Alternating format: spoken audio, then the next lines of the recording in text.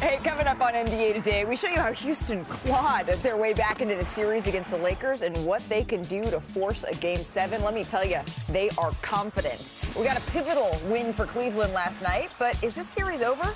Danny Green, he says not so fast. One glaring room for improvement that we're seeing over there in Cavs corner. And can Boston get a little bit of their rhythm, feel a little bit of their groove back in Philly? We do know that they're better on the road. Big Perk, he says there's one Celtic that's due to take over. NBA Today starts right now.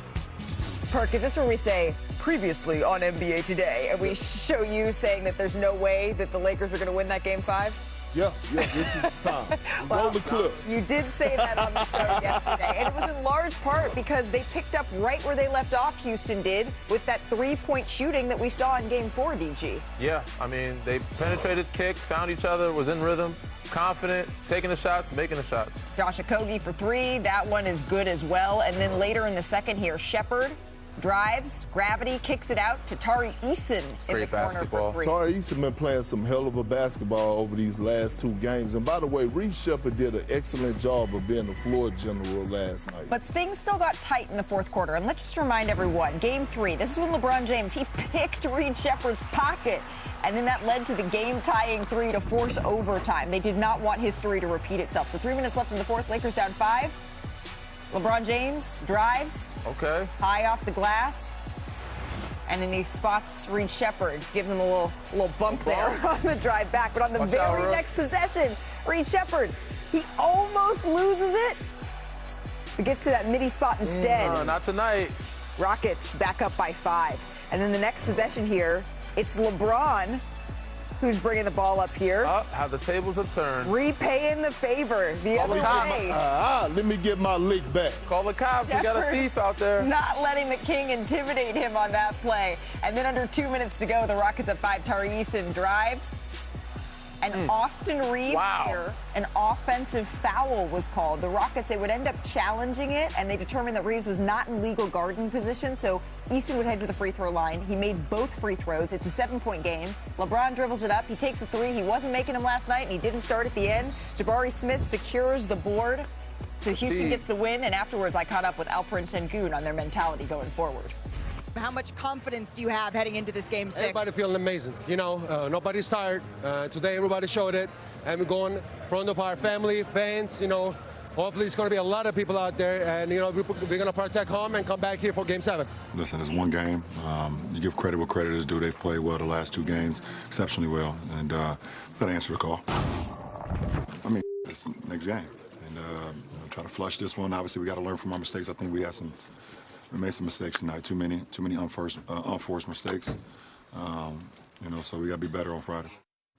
All right, so no travel booked to Oklahoma just yet. The series, it's headed back to Houston. And the Rockets, they're just the 16th team to force a Game 6 after being down 3-0 and look to become the 5th team ever to force a Game 7 in that scenario. So, Mr. Perkins, you called this one. How have the Rockets turned the series around? You damn right I called it, Malika, and I was right, like I'm always right. You started on that a little too much. Because here's the fact. Houston Rockets have found their identity on the defensive side. Back-to-back games holding the Los Angeles Lakers under 100 points. And I want you to look at these plays, but I want you to watch Reed Shepherd because they have been trying to target him and search him out. He has been doing an outstanding job of holding his ground and getting into the fight. I want you to watch him get into the legs of Rui and then watch the awareness of Alperen Sengun anchoring the defense from stopping the layup, and then all of a sudden you make them take a tough contested three-point shot. They box out, rebound, get a stop there going the other way. Here it is, late in the fourth quarter, 2:29 to go. Reed Shepherd again, they're trying to search him out to get the mismatch so that LeBron James can attack him. All of a sudden, he makes a gamble, gets the steal, he's headed the other way, and he elevates for the dunk. Last night, the Lakers went 3 for 13 trying to target Reed Shepherd as the primary defender, and it did not work. Well, when you look at the Lakers here, the points allowed against Los Angeles, they have really started to tighten up here lately. And there's a lot to unpack when you look at the reasons why, Danny. Yeah. What are you seeing here from the Rockets? I mean, they just collectively playing a better floor game, like Perk said. You know, Sengun they've been struggling the point guard position. You know, the biggest issue with the Lakers was the traps. Sengun handled the double teams a lot better last night. Even though they had 5 turnovers, they played a better. 8 assists. Reece Shepard, he had 8 assists. He was playmaking, doing all those things, and scoring at the same time. So shout out to them. And they made shots. They shot 35 from 3 or plus and 35. That's a big difference. It feels like the shooting for the Los Angeles Lakers, Luke Kennard and Marcus Smart, through the first 2 games, they were 20-point-a-game scorers, and they were very confident in that. And all of a sudden, the tables have turned, where the Rockets have started to hit those open shots. Ime had always said that he liked the looks that the Rockets were getting, but now all of a sudden they're hitting those looks. So we know, our Shams Charania reported earlier today, there's not going to be a Kevin Durant. He's not coming back for Game 6. He still has that ankle injury. But it's starting to feel like, could the Lakers be in trouble here, Perk? They are in trouble. Yeah. They are in trouble. And matter of fact, the Rockets are going to win this series. Ooh. Everything right now, the Rockets. Wow. The Rockets. Wow. Yes. History. Yes, making history. And I'm sorry because Braun is going to be on the wrong side of it. But right now in this series, it favors the Rockets. When you think about the youth that they have, and now you're looking at the scheduling, right? You're looking at the age of a LeBron James. They play Friday night.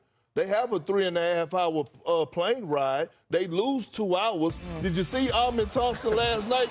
He played 45 minutes and looked like he could have played another game. And you know what Alperen Sengun said in that post-game interview with me? He said, we're not tired. They're not. Feel amazing. In saying that.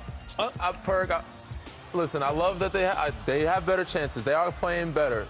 Lakers look tired. LeBron does look tired. But 159 teams have never won coming down 3-0. I don't see them being... Well, guess what? We're in 2026, and I'm going to tell you something about this Rockets team that I'm watching.